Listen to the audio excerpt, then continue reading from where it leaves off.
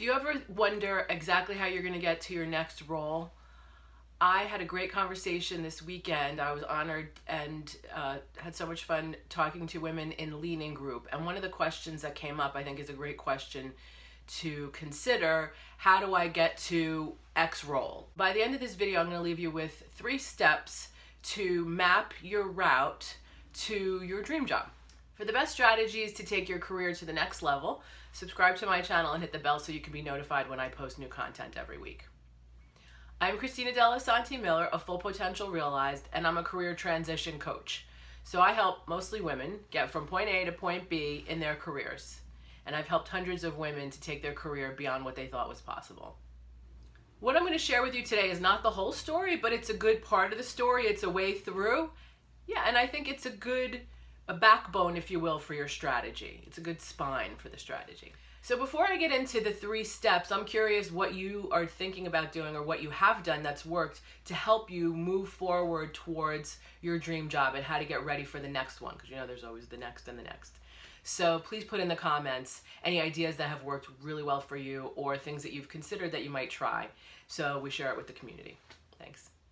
So the first step is to, once you've identified this role that's your ideal role, find a group of individuals that either have been in that role, are in that role, or have that role reporting to them.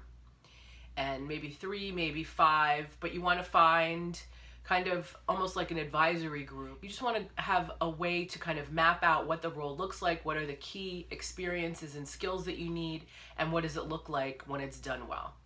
And assembling that from a group of more than one, I think, gives you a better composite than just having one role model. Second step is to identify what are the key aspects of that experience or skill set that are gaps in your current skill set and that you want to build out and that you want to take the opportunity to build the experience ahead of time. One of the keys to this strategy is finding out the experiences that you'll need and building them out ahead of time and finding ways to build them yourself, finding ways to get hands-on experience so that when you go to interview for that job, you're prepared, you have great resume candy, and you have the confidence from having the experience of having done it already. So for instance, one of the things you're going to have to do in a senior level role probably is to present to a town hall meeting or a group of people. You're going to have to probably share your strategy. You're going to probably have to influence, create buy-in in large groups if you work in a large company.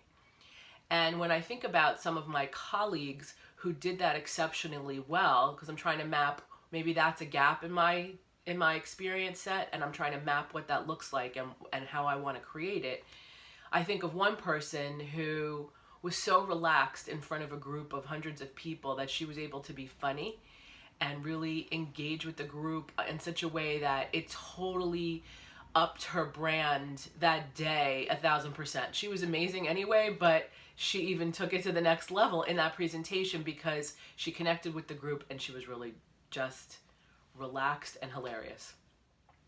Another colleague that I had, a more senior colleague, one of the things that she did, she was a pretty intense person, but when she presented to large groups, she was able to take on this persona of calm and kind and explained her very complex strategy in a simple way that everybody could understand. So it was like she was translating herself, and that was something she did to forge a bond with everybody in the group so everybody could get behind, everybody in the business could get behind the strategy that that department was executing. Right, so if the skill gap is presenting to large groups of people and you have a couple role models and you have the essence of what you want it to look like, then the third thing is to go out and have experiences that help you build those capabilities shaped by your view of the desired effect or the desired state for that skill. And I think the simplest way to do something like that is to find structures or vehicles that already exist that allow you to do that and help to provide that opportunity for you. So in this example, the speaking in front of a group, something like Toastmasters is a club that they have all over the country, probably all over the world, where you go in there and you practice speaking in front of a group, in front of a large group, you practice formulating your speaking points, and you practice delivering both prepared speeches and extemporaneous speeches. So as part of the structure of the club, you'll take turns giving a 1 or 2 minute speech on a topic that they give you in that moment. So first you raise your hand, you say, okay, I'll go, and then they tell you the question you have to answer. So you get practice coming up with a cohesive, coherent response in the moment. But then there's also the practice of, building a speech in the proper structure.